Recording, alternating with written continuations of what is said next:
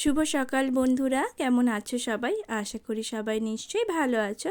আমরাও এখন মোটামুটি ভালোই আছি। আর আজকে হচ্ছে বুধবার, আর এখন বাজে ঘড়িতে ওই সকাল 7টা 7:30টার মতো।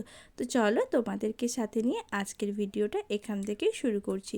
তো প্রত্যেকদিনের মতোই সকালবেলায় ঘুম থেকে উঠে ঘরে যে সমস্ত কাজকর্ম হয়, বাসি কাজকর্ম সমস্ত কিছু সেরে নিয়েছি। আর আজকে যেহেতু বুধবার, সকালে ছেলের পড়া ছিল, তো ছেলেকেও এখন টিউশনে দিয়েই চলে এসেছি। ও 7টার দিক করে দিয়ে আসি ওকে পড়তে। তো তারপর এই যে এখন বিছানাটা গুছিয়ে নিচ্ছি। সকালে ওরা যেহেতু ঘুমাচ্ছিল তাই জন্য বিছানাটা গুছানো হয়নি, তো তার জন্যই এখন বিছানাটা গুছিয়ে নিচ্ছি।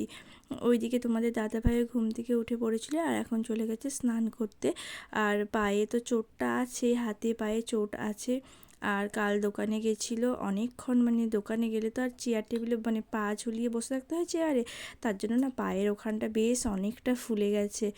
তো প্রত্যেক দিনই ড্রেসিং করে দিচ্ছি, মলম লাগিয়ে দিচ্ছি। আর ডাক্তার যে ওষুধগুলো দিয়েছিল, 3 দিনের মতো ওষুধ দিয়েছিল, ওষুধটা সোমবার দিনেই শেষ হয়ে গেছে রাতে খাওয়ার পর।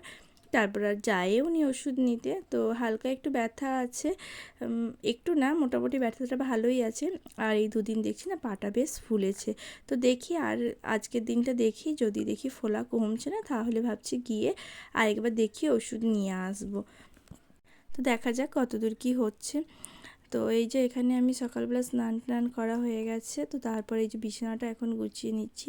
আর মেয়েও এখন আছে ওপরে, কেউ নেই, তো ঘরটা ফাঁকাই আছে, তো তাই জন্য ভাবলাম যে ঘরটা গুছিয়ে নিই। প্রত্যেক দিন তো মানে বিছানা যে কতবার করে পরিষ্কার করতে হয় ঝাড়ু দিয়ে, মানে যে পরিষ্কার পরিচ্ছন্ন না করলে তো বাচ্চা কাচ্চাদেরকে নিয়ে শোয়ানো যায় না। তো এই যে এখন সকালবেলা এখন একবার পরিষ্কার করে নিচ্ছি, আবার দুপুরে যখন ওদেরকে ঘুম পাড়াবো তখন একবার পরিষ্কার করতে হবে, বিকেলে ঘুম থেকে উঠলে একবার, আবার রাতে শোবানোর সময় একবার। তো অনেকবার করেই পরিষ্কার করা হয়। তারপরেও যে মানে বিছানাটা যেন মনে হয় যে বালি কিচকিচ করছে। আসলে ওরা তো ছোট, ওরা তো আর ওই পা মুছে ইয়ে করে অত মানে পারে না, করে তাও। ঋদ্ধি তো বিছানায় উঠলে মোটামুটি পাটা একটু মানে পাপোসে মুছে পরিষ্কার করে ওঠে। কিন্তু আমরা যেহেতু বড়, আমাদের মতো তো আর অত ভালো করে পারে না, তাও যতটুকু যা পারি শেখানোর চেষ্টাও করি। তো যাই হোক, দেখো তোমাদের সাথে কথা বলতে বলতে এই যে এখানে এখন বিছানাটা আমি পরিষ্কার করে নিচ্ছি। তারপর ওপরে যাব, মুড়ি খাবার কিছু করব। আর দেখি আজকে কী করতে পারি না করতে পারি। আর এত মেঘলা মেঘলা হয়ে আছে, ঝিরঝির করে একটু বৃষ্টিও পড়ছে আজকে। আর না ভালো লাগছে না, এই কদিন এত বৃষ্টি, মানে বর্ষাকালটা না গরমকালের থেকেও খারাপ হয়ে গেছে অবস্থা। সারাক্ষণ কাদা প্যাচ প্যাচ করছে, ঝিরঝির করে বৃষ্টি পড়ছে, তারপরে আবার জামা কাপড় শুকনো করার এত অসুবিধা। বাইরে তো মেলাই যায় না বৃষ্টি পড়ে বলে, আর ঘরেও তো মেলার জায়গা নেই। তো দেখো এই যে সমস্ত কাজকর্ম নিচে সেরে ওপরেও চলে এসেছি। আর আজকে মুড়ি খাবার জন্য ঘুগনি বানাবো। দেখলাম যে মা রাতে আলু মটরটা ভিজিয়ে রেখেছিল। তো এখানে আজকে আর পেঁয়াজটা মানে কুচিয়ে দিইনি, সমস্ত কিছু পেস্ট করে নিয়েছি।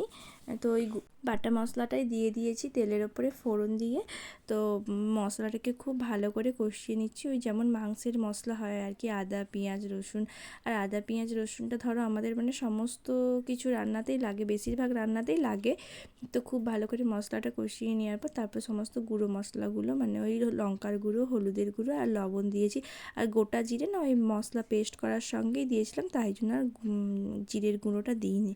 তো মশলাটাকে খুব ভালো করে কষিয়ে নেওয়ার পর যখন হালকা হালকা তেল ছেড়ে গেছিলো, তখন ওই মিক্সির যে জারটা ছিল ওর গায়ে অনেকটা মশলা লেগেছিলো, তো ওটাতেই একটু জল দিয়ে ধুয়ে ওই গোলা জলটা, মানে মশলা গোলা জলটা ওটাই দিয়ে দিয়েছি।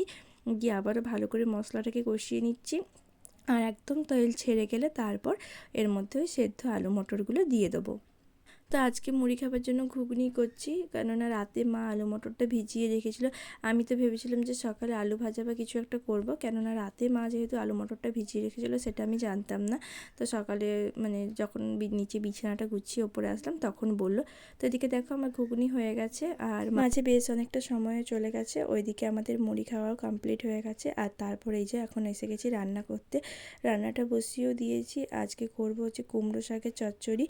এটা আমাদের জমির কুমড়ো শাক, জমিতে হয়েছিল কিছুটা কুমড়ো শাক, কুমড়ো ধরবে বলে রেখে দিয়েছিল, কিন্তু কুমড়ো আর হয়নি বর্ষার জন্য, যদিও দুটো একটা ধরছে সমস্তগুলোই পচে নষ্ট হয়ে যাচ্ছে। তো তার জন্য মা আজকে জমি থেকে কুমড়ো শাকটাই নিয়ে এসেছে। আজকে বানাবো কুমড়ো শাকের চচ্চড়ি। আর কাঁঠাল বীজও আছে, তো কাঁঠাল বীজ দিয়ে একটু চচ্চড়ি বানাবো। কাঁঠাল বীজ দিয়ে কুমড়ো শাকের চচ্চড়ি খেতে না খুব ভালো লাগে। তো প্রথমে কড়াইয়ের মধ্যে তেল দিয়ে সমস্ত সবজিগুলো দিয়ে খুব ভালো করে নাড়াচাড়া করে নিয়েছি। আর তারপর ঢাকা দিয়ে করছিলাম। তারপর আবার লবণ হলুদ দিয়ে আবার একটু মশলা করেছিলাম, ওই একটু চাল মগজ আর সর্ষে বাটা দিয়েছি, দিয়ে আরও ভালো করে মশলাটাকে দিয়ে আবারও খুব ভালো করে নাড়াচাড়া করে নিচ্ছি। আর ভালো করে নাড়াচাড়া করা হয়ে গেলে ওর মধ্যেই জল দিয়ে দেবো, আর জলটা একটু বেশি করেই দেবো, কেননা কুমড়োর ডাঁটাগুলো সেদ্ধ হতে বেশ অনেকটা সময় লাগে। লাউ শাকের চচ্চড়ি করলে লাউ শাক যেমন খুব তাড়াতাড়ি সেদ্ধ হয়ে যায়, কুমড়ো শাক কিন্তু তাড়াতাড়ি সেদ্ধ হয় না। ওইদিকে তোমাদের সাথে কথা বলতে বলতে আমার কুমড়ো শাকটা রান্না করা হয়ে গেছিলো। আর তার সাথে করবো আজকে ভেন্ডি আলুর সবজি। তো ভেন্ডি আলুর সবজিটা আমি একবারেই ফোড়ন দিয়ে করছি, কড়াইয়ে তেল দিয়ে ফোড়ন দিয়ে দিয়েছিলাম। তারপর ভেন্ডি আলুটাকে খুব ভালো করে নাড়াচাড়া করে একটু ভাজা ভাজা মতো করে নিয়েছি। আর তারপর ওর মধ্যে একটু টমেটোও দিয়ে দিয়েছি, একটা গোটা টমেটো দিয়েছি। টমেটোটা আজকে পেস্ট করে দিইনি, এমনি কেটে দিয়ে দিয়েছি। আর তারপর ওই একই মশলাই দিয়েছি, এতেও একটু মগজদানা সর্ষে বাটাই দিয়েছি, একটু বেশি করেই মশলাটা করে নিয়েছিলাম দুটো তরকারিতেই দেবো বলে।